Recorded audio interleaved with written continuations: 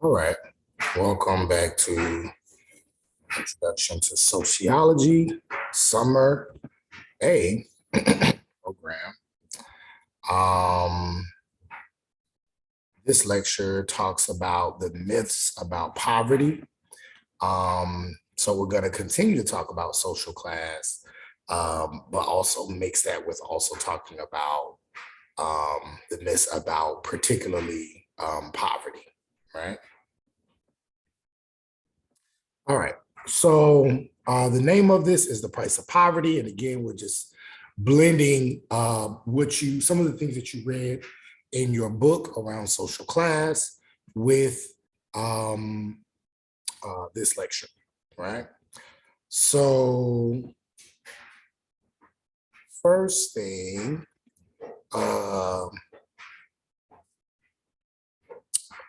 that we're going to do is look at this idea of the distribution of, oh, no, we're not going to do that. Sorry.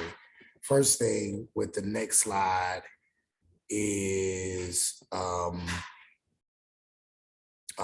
going to inform you about your quiz. So quiz 2, you're going to have a quiz at the end of this week on Friday, May 27th, and it will cover information from this lecture, okay? Not from the book, but from this particular lecture. So in order for you to prepare for this quiz, make sure that you read and pay attention to this particular lecture, and that you are taking notes on it, that you have an understanding of what it is that we're going to be discussing in this lecture. It's going to have 5 to 10 questions related to the lecture, and the questions to the quiz will be available under Files Reading Quizzes, same as Quiz 1, entitled Quiz 2, Myths About Poverty. It will be available at 12 a.m. on Friday, May 27th, and you're going to have 24 hours until 11:59 p.m., May 27th, to complete it, okay? Same thing as before. You can record the answers on a Microsoft Word document on the same one, or you can put them on a different one. You're gonna go to the assignments link and click on reading quizzes and find the portal that says quiz 2, myths about poverty, and you're gonna upload it there. No submissions after the deadline will be graded under any circumstances. If you have any questions, reach out to me during my office hours, or you can email or inbox me, okay? All right, so that is that. One of the things we talked about this before, we're going to come back to, is the difference between income and wealth. So we've been talking about social class, and when we talk about poverty, again, you can't talk about poverty without talking about class as a whole. And part of social class, we talked about the cultural capital that comes with it, the prestige, the socialization around class. But one of the major things when we think about class, we think about economics. When we think about economics, we think about how much money somebody makes, which is a person's income. So your income is the amount of money that an individual receives for work performed. So we talked about that.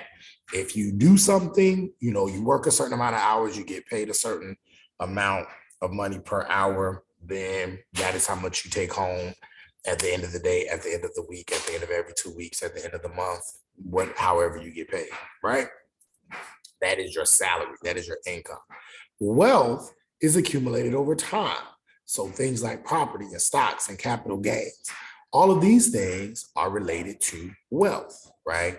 So however, in order for you to have a high amount of wealth, we talked about this before, you have to have a high amount of income, right? Now, you can have high income and not have a lot of wealth, but you can't have a lot of wealth without at some point having a lot of income, which means there was some type of job or something that you were doing that was bringing in a lot of money based on your work. And then you took that money and you put it into something that would then work for you.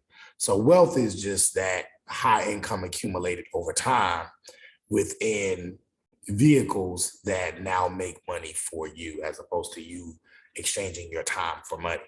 So this can be done by either having your money tied up in a house or property, shares and bonds. Cash in the bank, sort of, right? You need cash in the bank, but it also depends on how you have your cash. So if you have it in a money market account, if you have it in a CD, if you have it in certain vehicles that will allow you to make money off of it, then that's good. Or any other asset, right? Anything that you invest in, a business or whatever. So these are ways in which wealth is built and wealth occurs. And so again, income you get because of jobs, education networks. All these things affects income, and then all those things in turn can turn around and affect how much wealth you have based on how much income you're able to bring in. Now, when we talk about poverty, a lot of people think about poverty. They think about, someone who is poor, someone who doesn't have a lot of money. And yes, that is poverty. But poverty is not just about money. Poverty is actually defined as deficiencies in necessary material goods or desirable qualities, including economic, social, political, and cultural. So you can be economically rich, but socially impoverished or politically impoverished. This is where we go back to this notion of race and how race and class, how they form, how looking at them together gives you a different kind of understanding of the Black experience in the United States.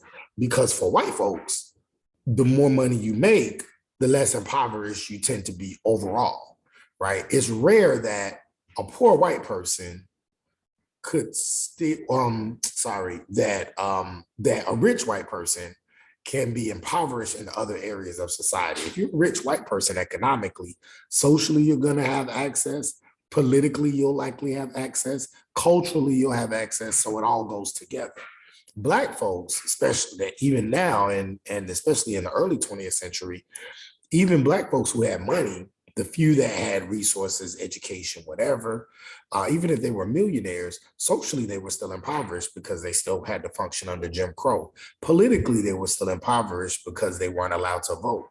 Culturally, they were still impoverished because they were not allowed to practice their culture and be their true, authentic self unapologetically at that time.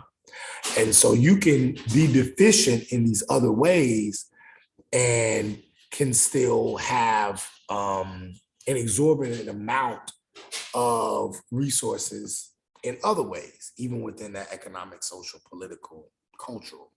So poverty is more than just economics. Now, there's two ways in which poverty can be measured.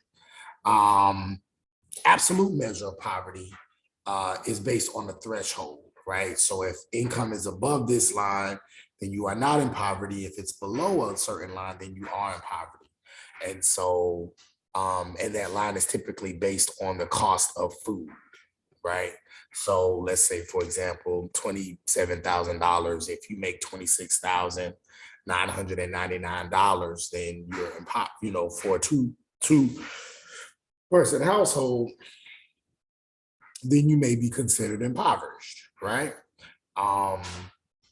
If it's $27,000 and you make $27,001, then you are not considered impoverished. So that's the absolute measure, right? Every year, the federal government has a certain measure. And again, at one point, it was 3 times the cost of food to determine whether a household would be impoverished or not, or will be considered above or below the poverty line.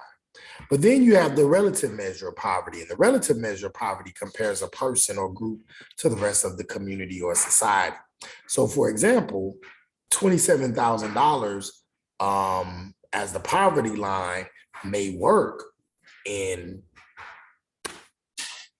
rural Louisiana, right? Because the cost of living may not be as high as if you tried to say that that was the poverty line in urban New Jersey, right? It's a lot more expensive. And so you have to look at the rest of society. You have to look at what is the median annual income in that area, in that city, right? Those are the ways in which the relative measure of poverty applies.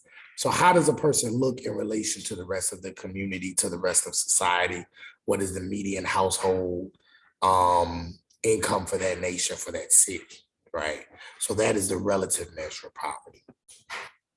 So going to the next slide, I want you to take the time and I want you to click on that link and look at the wealth distribution in this country. So a lot of times what I would do is I would actually do an activity early on where I would have you decide what you think the wealth distribution is in this country, and then we'll watch the video. But since we're not in person, we just go straight to the video. But I want you to watch this video, and then I want you, after the video, I want you to think about these things. You don't have to write it down, just think about it. Are you surprised by the results shown in the video? Do you agree with the conclusion the narrator presented? And what do you think caused the wealth inequality to increase so dramatically?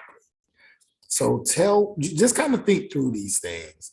Talk to yourself, talk to your roommate, you know, parents or whoever you're staying with, guardians. It's a very, very interesting video. And I think it breaks down wealth inequality in a very real and practical way. So do that and then come back and then we'll continue with the lecture. All right. So if we look at the next slide, you see what just a quick snapshot of what the ideal is in terms of wealth distribution, right? Again, Republicans and Democrats, people across political categories all pretty much feel like, you know what, this will be a nice little balance. You know, of course, people who make more or who are rich, they should have more access, these kind of more access to wealth. I mean, it makes sense, they have a lot of money, but not to the extent to which it just greatly outweighs, the poor. But obviously, a lot of people know that the ideal does not exist. And this is what people believe the estimated wealth inequality looks like. But then when we look at the actual wealth inequality, it is something that is just absolutely ridiculous. And this video was done years ago. I think it was like 2012 or 13, 14, something like that. But I'm pretty sure it's even more astronomical now when you consider COVID and where the market is, the stock market is right now. I just imagine it's just even worse, right? It's just exacerbated. And so taking that into consideration, going back to poverty, we ask ourselves the question, can we live, right? Even if we look at the poverty guidelines from almost, 10 years ago, 2014, the poverty guidelines says that number one, a person or one person who lives in a household that makes $11,670, if you make $1 above that, you are not in poverty. You should be able to afford to live. If there's two people in your house and both of y'all together make $1 more than $15,730, you should be able to live. So you think about even if it was 2014, I know, obviously prices have gone up, prices always go up, inflation and that sort of thing. But even if it was 2014, you can think back to possibly 2014. Do you think you or your parents could live? Let's say it was, let's say it was three people in your household, right? Whether it was or not, maybe it was your mom, your dad, and you. Do you think y'all could live off of $19,790 in 2014 when you were maybe in middle school? $19,790. Thinking about how much their mortgage probably is, or their rent is, and utilities and car and insurance and food and taking care of you and taking care. Is that possible? Right, 19,000, let's just round it up to 20,000 per month. That's less than $2,000 a month. Is that possible? For 3 people? So these poverty guidelines are not necessarily reflective of people's lived experiences and the realities that people really have to deal with when they are budgeting, when they're taking care of themselves, when they're taking care of their families. So already the poverty guidelines don't necessarily reflect what people are going through. It's just a formula. And typically a formula created by rich white men who more than likely are not in poverty. So to them, they're just crunching numbers and saying, okay, this is it, as opposed to actually asking, can you really live off of this? How is this possible? Can you show me? Because if you were to ask people, just get out of the formula, just get out of the quantitative part and get qualitative data and ask people in 2014 if they could live, if one person can live off of $11,671, I don't know anybody who would say they could. It doesn't matter whether you live in an expensive city or a non-expensive city, right? Class, like other social identities, are socially constructed. What do we mean when we say something is socially constructed? We mean that society decides what that thing is, what it looks like, how it is described, how we understand it, based on time and place. Okay, so that means that what race means, we talked about this before, what race means in 2022 is not necessarily what race meant in 1922, and it's not what it meant in 1822. What gender means in 1822 is different from what gender means in 1922, which is different from what gender means in 2022. And it's the same way with social class. Social class is socially constructed, meaning society makes decisions and defines how people within the social class behave, how they function, what their characteristics are. All of these things are dictated by society. Meaning if you were to go to a different country, if you were to live in a different society or at a different time, being poor, being rich, being middle class would have totally different meanings. To be poor in the United States has a different meaning than being poor in India in the early part of the 20th century when they had untouchables. To be poor in a communist country is very different than being poor in a capitalist country. Different meanings, different way of looking at it.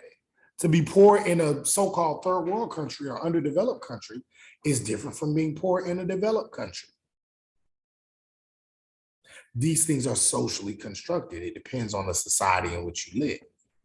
And so one way in which this is socially constructed, or the way social class is socially constructed, is because class divides who has access to what opportunities. That's also what we mean when we say that it's socially constructed. It means that your class dictates the kind of healthcare you have directly. If you don't have the right kind of healthcare, if you don't have the right kind of plan, you may can get some healthcare, but you can't get the best. And if you want the best healthcare, that is going to come with you paying more money. Your social class has a direct effect on what kind of healthcare you can have, what kind of doctor you can see, what kind of hospital you can go to. Class dictates the type of education you can have. The more money you have, the more likely it is that you can put your child, or the more options you have of putting your child in a school that will give them the education that they need. Doesn't necessarily mean that the richer the school or the more expensive the school, the better the education. That's not true. As a person who spent a lot of years as an educator, that's definitely not true. Doesn't mean that if a school is on the poor side of town that it's a bad school. Not true at all. I've seen both. But it does mean that if you have money, you can make better decisions and you have more options when you put your child in a school. If you don't have money, you don't have that many options. They's got to be free, probably got to be close by, got to be a public school. If you live in a good area, great. But if you don't, sucks for you. So you're not going to have that many options if you don't have a high social class status. So class is socially constructed because class dictates what type of social institutions and what type of life chances you have. Poverty, class, and inequality are all social constructions, because not only does it dictate your life chances, does it dictate your health care, does it dictate where you live, does it dictate the kind of education your child can have, it also is based off of images. It's based off of what the media says is poverty, is social class.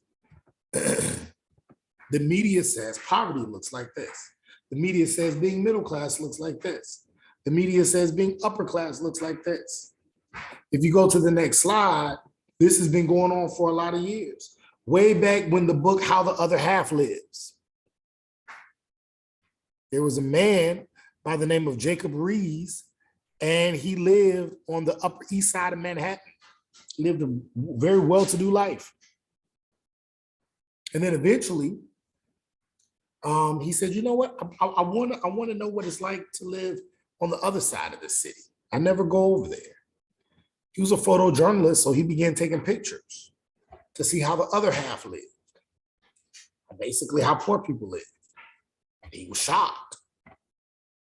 Shocked. I mean, these were immigrants. A lot of them were Italians, Irishmen. This is in the 19th century. Very poor, lived in tenement housing, right? Government housing, shacks. And he used this to open up the conversation about poverty in the United States, right? The conclusions that he came to from his work were very racist at the time, but it still opened up the conversation about poverty and class inequality, okay? So this idea of understanding people who are in poverty, understanding people of a lower social class has been going on for a long time. Then, and within sociology, going to the next slide, it has led us to begin to have conversations around what causes poverty. How does it start, and how is it perpetuated? And sociologists tend to have an institutional analysis of poverty. See, there are some people, a lot of people who believe that people are impoverished because they don't work hard. If you work hard, you live in the land of opportunity. That means if you work hard and you put forth an effort, then you will be able to make money. You won't be impoverished. We live in a very Darwinist society, survival of the fittest.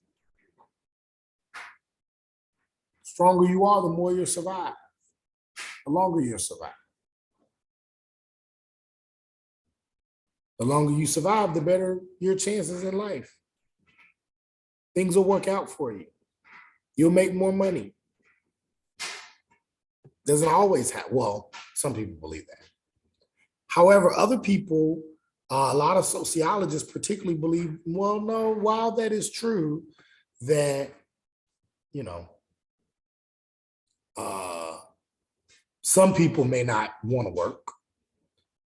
Actually, a majority of people in poverty, and this is what the data says, actually, we'll talk about this later, but a majority of the people in poverty have 2 and 3 jobs. In fact, people who are impoverished are not lazy, not by a long shot. We just saw from the video that working class, maybe lower middle class people, actually work harder in many ways than super rich people. Do you think that a person who is a janitor by day and then works at a warehouse by night, or working in a warehouse by day and working at it as a janitor at night, you think Jeff Bezos works that hard? No. Do you think he ever worked that hard? I don't know. I don't know Jeff Bezos. But a 50, 60-year-old man working 2 jobs to take care of his family. Do I think Jeff Bezos ever worked that hard? I don't know. That's hard to say, but I don't think so. Was he smart? Absolutely. Was he innovative? For sure. Did he take advantage of opportunities to create Amazon and be successful? Absolutely. But does that mean he's a harder worker? No. He definitely had opportunities, and he capitalized on it and maximized it and created an empire. Is he smart? Yeah, can't deny that. But is he a harder worker? No. I wouldn't say so. But a lot of people have that personal analysis of agency when it comes to explaining poverty. But we believe in sociology that there are social forces correlated with poverty. We believe that poverty does not just exist because there is this culture of poverty. A man by the name of Oscar Lewis decided that he was going to do a study in the middle part of the 20th century. And in that study, what he found, or what he suggested, was that people in poverty adopted self-destructing behaviors. Meaning that when people are impoverished, they start to do things and adopt behaviors that allow them to adapt to being in poverty. They don't save money because they don't know how. They can't. They don't have enough.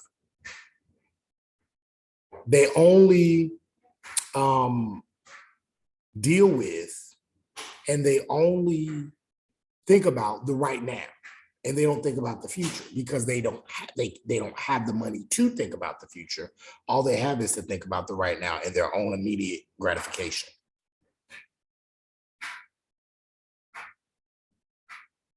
And so these and other lifestyle traits are what Oscar Lewis says is a culture of poverty.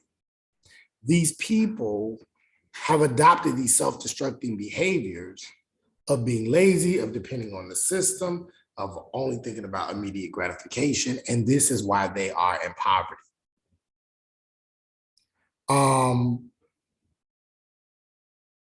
A lot of people disagreed with this and said, and later on you had a report called the Moynihan Report that was done in the 1960s that kind of challenged this statement, but then also agreed and was also very racist, which basically said, because I want to say Oscar Lewis studied Mexicans in the 1950s and Daniel Moynihan studied Black people in the 1960s, and basically said that the reason why poverty exists in this country, particularly for Black people, it started out because of slavery and because of racism. He said there's no denying that the United States legacy of racism and legacy of slavery has left Black people at an extreme disadvantage economically. He said there's no denying that. And even up to that day, one can still trace that detriment back to slavery. But he said, but what happens is over time, when opportunities begin to open up for African Americans, their self-destructing behaviors was so much a part of their culture that they continue to practice these self-destructing behaviors, even though they did not have to, because they had been used to it for so long. And that created a culture of poverty that still exists with them even at the time that he's doing the study. Now, obviously, this made a lot of people upset, particularly Black leaders and Black scholars, leading to one by the name of William Julius Wilson to write a book, The Declining Significance of Race. And the declining significance of race basically says that while race is an important factor in explaining why poverty exists in the inner city, it's really social class. This is really an economics problem, not just a racism problem. William Julius Wilson was a Black man, went to the University of Chicago, later became a faculty member at Harvard University. And his study, the series of studies, from declining significance to truly disadvantaged to when work disappears, basically says that after the civil rights movement, there was a shift in production from the United States overseas to a kind of global industry, global commerce, where a lot of these big plastic industries, metal industries, car plants were shipped overseas, and all these people in the inner city started losing their jobs, particularly in the Rust Belt, places like Pittsburgh, Indiana, Ohio. So now these working class, lower middle class men who were able to take care of their families with very little education, now they have nothing. And this increased poverty in the inner city. He called this deindustrialization. You took the industries out of these areas where all these people were. You deindustrialized the urban core, and you left these people with no jobs, no money, and little education. And that is the reason why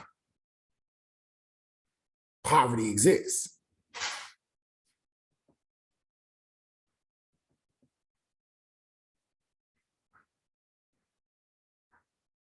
And with the lack of money, with the lack of resources, many of these people are forced, sometimes, to go into a life of crime or to find ways to take care of their family. Because of things like the Great Depression and different recessions that have occurred, the United States has put in place government assistance for those people who fall under the poverty line. We call it welfare. But there are some stigmas around welfare.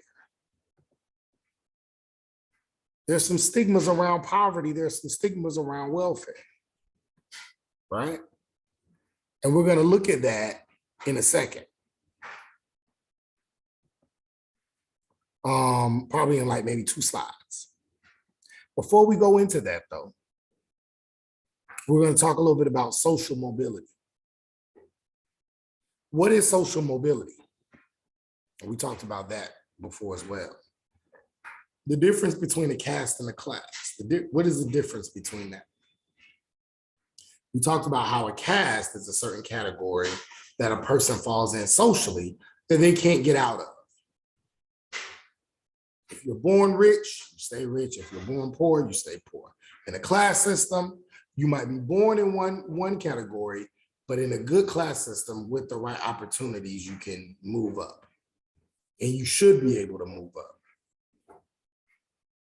if you work hard enough. So mobility is the opportunity to be socially mobile, to move from one class, elevated class, to another elevated class within a society. That's social mobility. But mobility is facilitated only if you have a good job in a legitimate economy. So it takes both personal growth as well as institutional growth. Notice a good job in a legitimate economy. You can have a good job, but in a bad economy, you probably won't be socially mobile. You can have a good job now, and life may not look better than what it has been for you. Why? Because the economy sucks right now. We're not only coming out of COVID, but you have the war in Ukraine. You have all of these things that are affecting the stock market. I don't know how your stocks are looking, but mine are looking bad. It just gets worse and worse.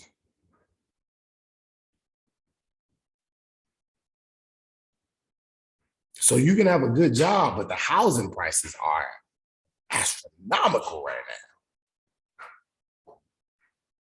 Doesn't matter how good your job is, if the economy not legitimate, you probably won't be very socially mobile. But if you have a good job and the economy is well, and stocks are good and prices are low, now you can see yourself moving up. And so policymakers, some scholars argue that policymakers should focus on strengthening institutions that will increase upward mobility.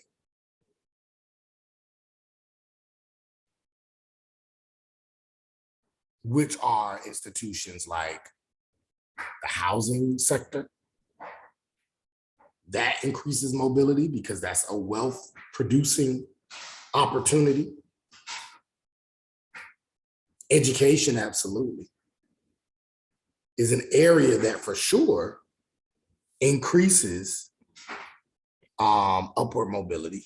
Generally, the more educated you are, the more upwardly mobile you can be. And so a lot of policymakers say that that is what we should be focusing on when we're talking about how do we create better opportunities for US citizens.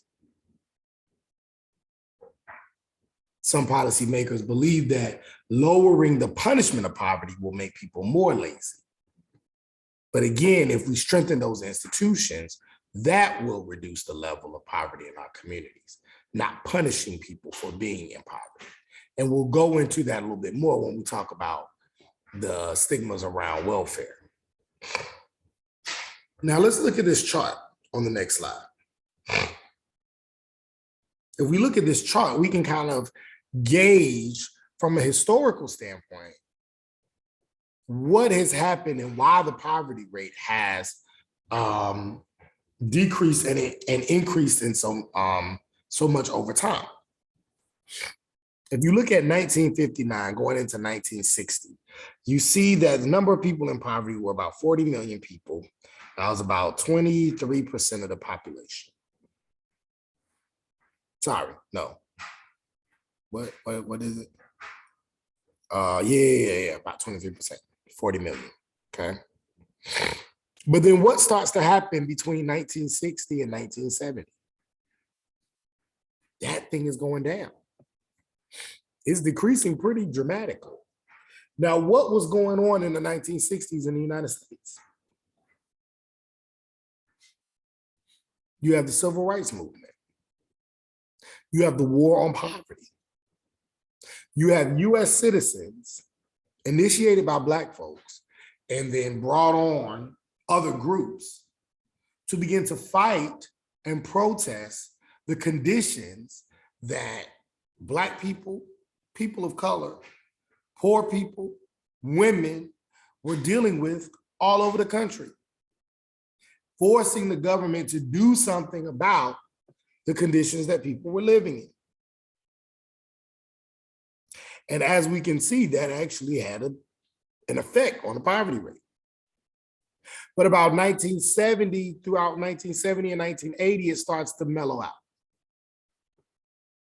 Civil rights movement has kind of died down a little bit.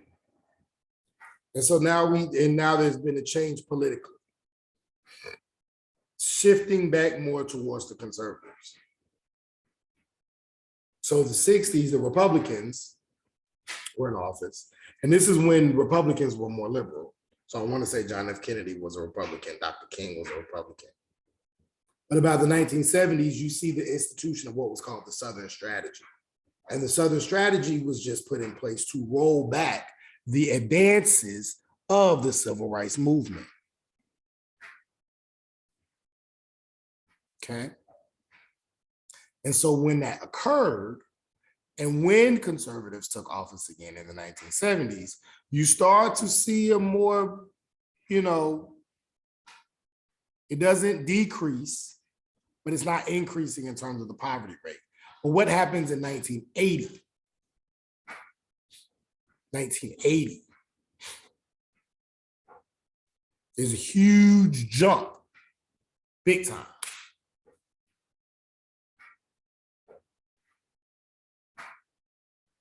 And with this jump, we start to see that the poverty rate increases. This is around the time of the Reagan era. This is Reaganomics. This is the infamous 1980s. This is Reaganomics. This is trickle-down theory. This is we need to fund big businesses. We need to send all the money up to the top, up to the millionaires and billionaires and quadrillionaires, and then allow them to then give jobs to the lower people and let the money trickle down. That's how we stabilize our economy. Did that work? According to these numbers, it didn't. And you start to see an increase in the poverty rate, even to the point where by the time you get to the early to mid 90s, we're now at the same number of people in poverty as we were in the late 1950s.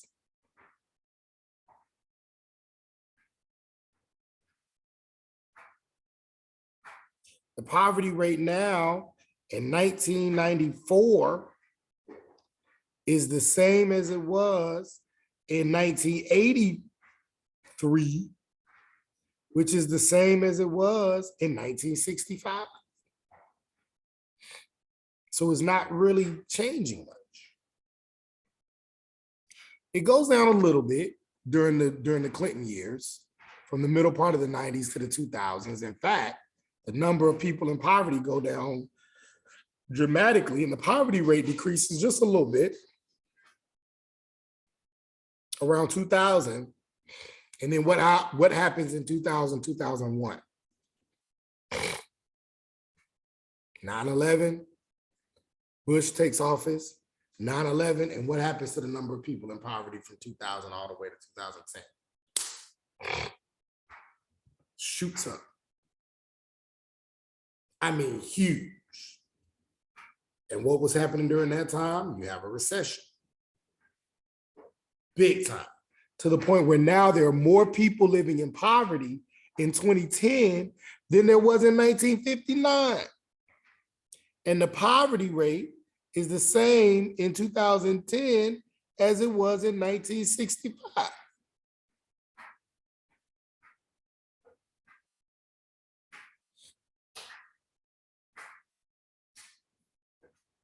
So people ask the question, well, are we getting better in society in terms of class and class inequality? We're not. Actually, we've gotten worse. It has not been as low as it was in the 1960s. Well, in 2000 it was. But that's it. So poverty is a real issue. Class inequality is a real issue in our society. And this kind of gives us a historical analysis of what that looks like. And I'm pretty sure if we were to go all the way up to 2020, and once all those numbers come out and all the data has been collected and analyzed, we're going to see some incredible numbers once we look at 2010 to 2020. So now let's go back to, again, talking about myths about poverty and stigmas around welfare.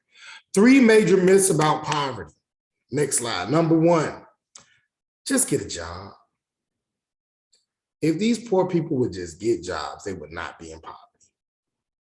Number two, welfare dependency. These poor people, all they do is just depend on the welfare system to take care of themselves. And number three, the poor people get special advantages. Our country helps poor people than they do rich people. So let's look at these myths. Number one, the myth, number one, just go get a job. If poor people would just get a job, then they wouldn't be poor anymore, right? Wrong. There are three key things to help debunk the just get a job myth. Number one, a job is not a ticket out of poverty.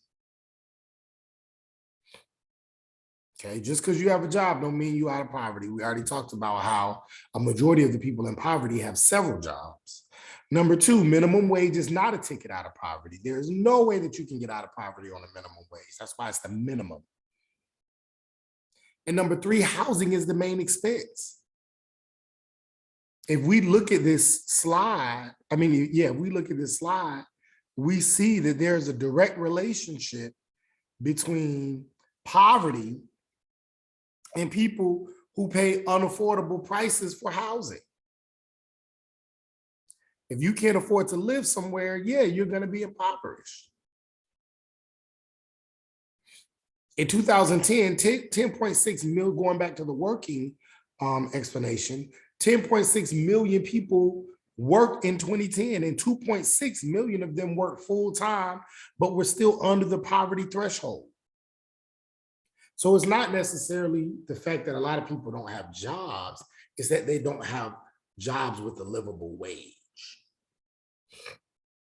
Everybody's saying, you've probably seen it on the news, industries can't fill jobs. People are leaving their jobs after COVID. Everybody's quitting.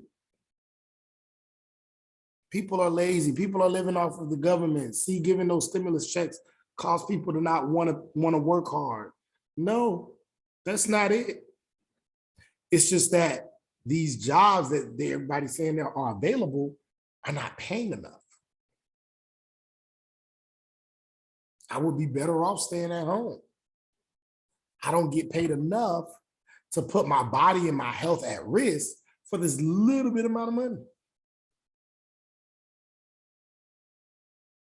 So it's not just about getting a job, it's about having a livable wage.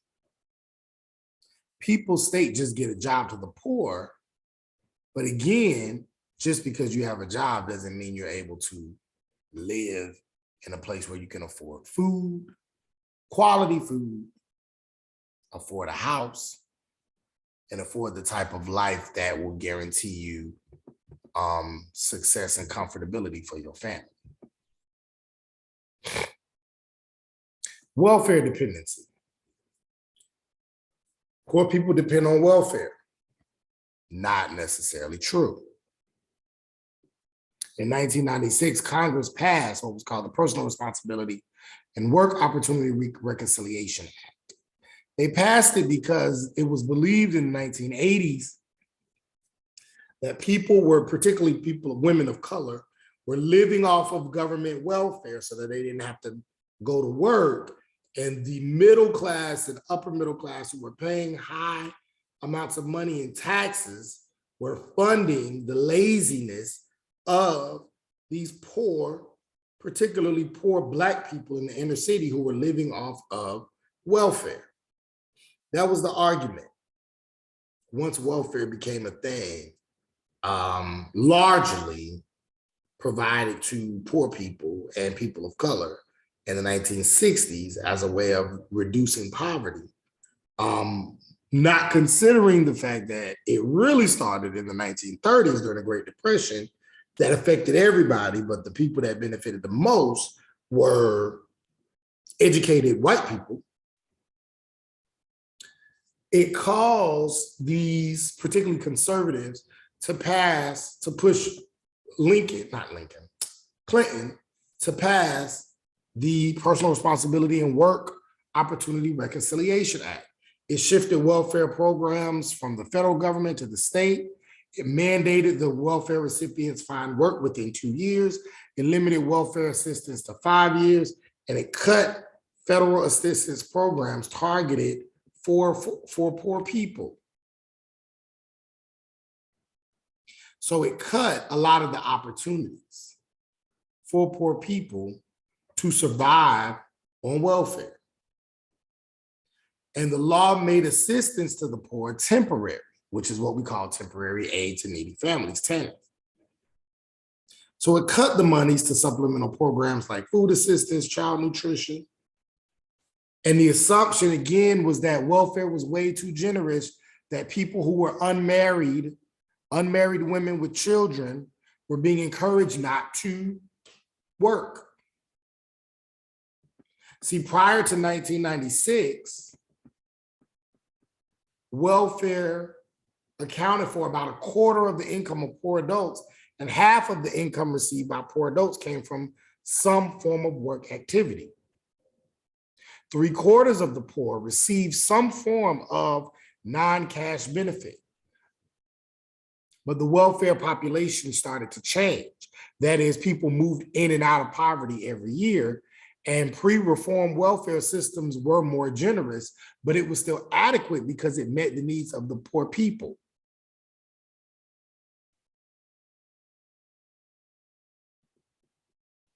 But the change occurred when policymakers said that it was easier to stay on welfare than to work, that it encouraged unmarried women to have children, and that welfare was way too generous.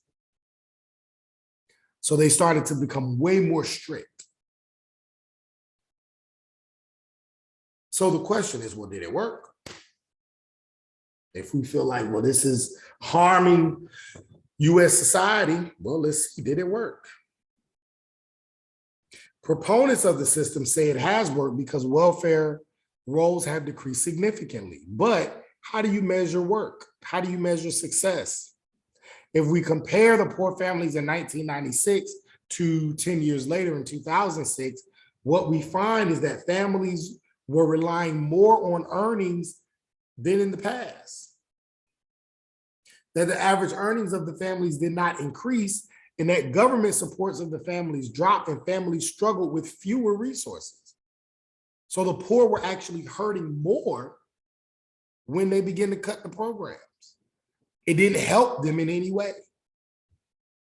It actually made things worse for poor people. There's also this big misunderstanding that the US public has about governmental benefits, and it assumes that government monies and services only go to poor people or people on welfare. But the greatest amount of government aid goes to guess what kind of people? Non-poor people, which is what we call welfare. And the welfare system is the upside down welfare system that aids already affluent people.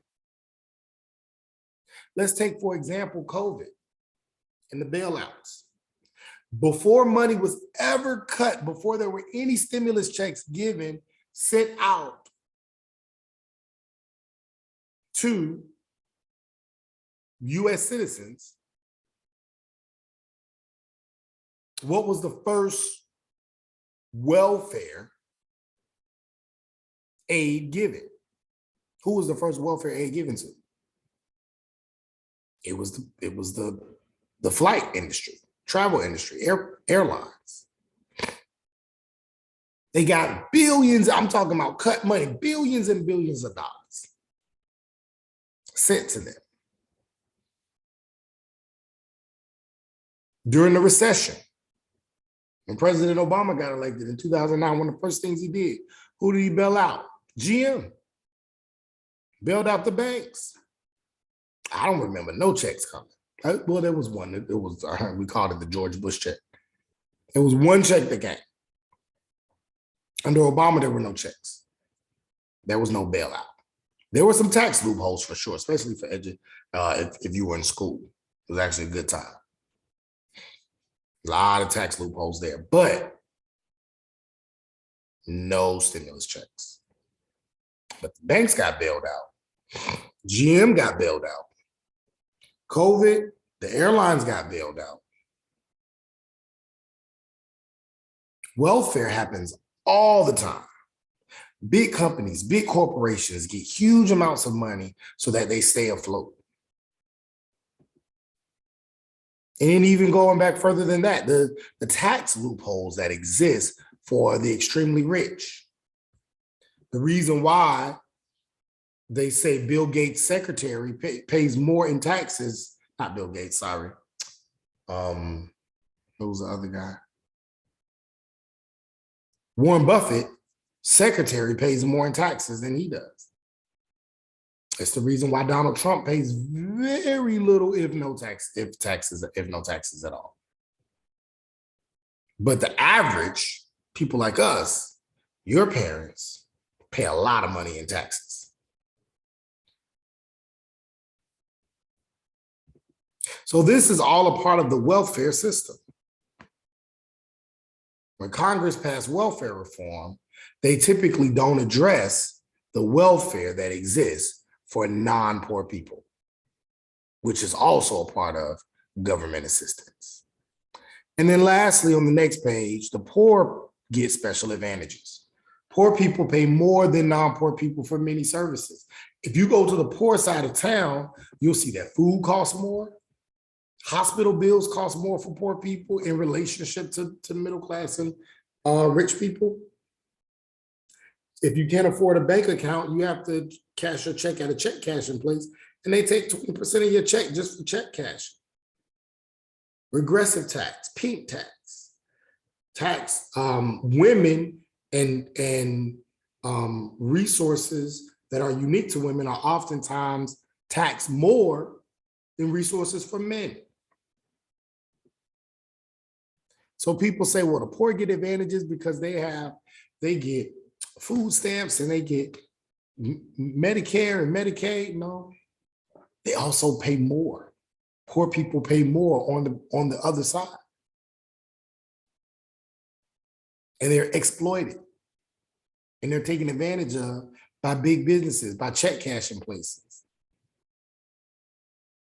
that use them and use the fact that they need their money now to take money away from them. Okay. So again, going back to the causes of poverty, you have two different explanations. And we talked about both of them. Just going to go over it, just going to summarize it again really quickly. That deficiency theory says that there is an innate inferiority in poor people, people of color. There's an innate inferiority that they are not smart enough to make money, to increase opportunities and resources for them and their people. Or there's a cultural inferiority. Yes, they're smart enough, but they have adopted a culture of poverty, adopted a culture of ignorance that will not allow for them to come out of this trap, this trap that they're in, that they didn't put themselves in, but they keep themselves in, which is why they are in poverty. But the structural theories say, no, it's institutional discrimination. It's deindustrialization. It's the fact that certain people within certain groups have more opportunities than other people. It's the fact that there's a social construction around class. Depending on how much you make, that depends on how healthy you are, the kind of school you can go to, where you live, and all those things in turn determine what your social class is going to be. And if you never have an opportunity to get out of that, then that low social class will just continue, thus making where we live less of a class system and more of a what? A caste system. That's the institutional discrimination, or the structural theoretical understanding of the cause of poverty, or the fact that we live in a political economy or a politically economic society where money controls policy. When we talk about the political economy of society, we're talking about how capitalism, looking on the next page or in the next slide, it promotes poverty. Employers pay workers the least possible wage they could possibly give them so that their labor surplus is maintained to keep wages low. Meaning, I'm going to pay you the less that I can pay you, and you're not going to leave because you know if you leave, there are 100 more people who want your job and are willing to work for what you don't want to work for. So I can keep I can keep prices low because the wage surplus is high. And then investment decisions are made without regard of the employees, meaning if I decide that it'll be a better investment to move my plant, move my headquarters from Lexington, Kentucky to Indonesia, I can do that and I don't have to consider the 2,500 people that are going to lose their jobs. So there's a political economy of society that is based off of capitalism and how capitalism innately promotes poverty. The purpose of it is to keep profit margins high for the bourgeoisie. And in order to do that, poverty must exist at a high level. The better that happens, the better capitalism functions. On the next slide, again, we talked about the institutional discrimination, the structural theories. Institutional discriminations, inequalities in schooling, inequalities in the job market and healthcare. All of these things are structural theories that we use to help determine why the poor people are at such a disadvantage. There are some countries that exist where there are people that are rich and there are people that are poor. But again, we say that this is socially constructed because depending on the country that you live in, you can be poor and still have a high quality of life. In Canada, you can be poor and still get access to good healthcare. It just depends on where you live. So being poor comes with large levels of disadvantage in a capitalist country, in a capitalist system, particularly one within the United States, because of the way that we have set up our system to heavily disadvantage poor people. And then the next slide, we just talked about deficiency theory, cultural inferiority. We talked about that already, but I do want you to read this quote from Lieutenant Governor Andre Bauer in South Carolina. He said, "My grandmother was not a highly educated woman, but she told me as a small child to quit feeding stray animals. You know why? Because they breed. You're facilitating the problem if you give an animal or a person ample food supply. They will reproduce, especially ones that don't think too much further than that. And so what you've got to do is you've got to curtail the type of behavior. They don't know any better." You think he's talking about animals? He's talking about people. Poor people. People of color. He's saying you have to starve these people, change that behavior of them depending on you. And then that will then keep these stray animals from being of a nuisance to you. If you don't, and if you help them, then they'll just create more people, more children that you'll have to take care of. This is what a politician, a person who makes laws for people's lives, says about human beings. Next slide. Again, we talked about the innate inferiority, this idea that poor people are unfit, that poor people have a lower IQ. It's blaming the victim mentality, right? These kinds of ideas don't really exist as much anymore, but it did at one point. But we've kind of switched from these kind of social Darwinist ideas to more of the cultural inferiority because it just feels better. It doesn't feel as racist. It doesn't feel as ugly, but it still has the same effects. Still saying that's a lot of the same things. Last slide. And so here are just some other statistics around the number of people in poverty, the percentage of people in poverty that are important for us to look at, right? How poverty is not just class, but it's racialized, it's gendered, it's aged. Number of people in poverty, white, non-Hispanic, 19.6 million. So more white people in poverty than other people, but the percentage in relationship to the rest of their population is lower. The lowest, 9.9%. Highest among Hispanic, 26. The highest actually is among Black people in terms of percentage, 27.4. Then shortly behind it is Hispanic, 26.6. Then Asian, 12.1, but with white non-Hispanic being the lowest. Also, if you're under the age of 18, childhood poverty is rampant.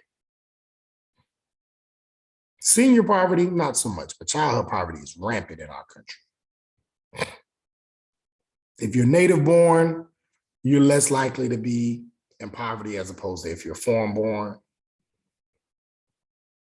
If you're a female headed house with no husband present, 31%. If you're a married couple, 6.2%.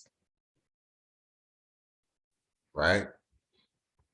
So these are just some of the statistics around poverty to help us get a better understanding sociologically about what it means and to give us a better, help us to better explain sociologically what poverty is, why it exists, and some of the things we can do to address it. All of this is a part of the larger discussion around social class in our country. All right, if you have any questions, you can reach out to me. Make sure you complete all the assignments for this week and prepare for any assessments for this week. If there's anything I can do to help you, please reach out to me, email me, inbox me, come into the office hours, and I will do my best to help you. With that being said, have a great day, great week, great weekend. See you soon.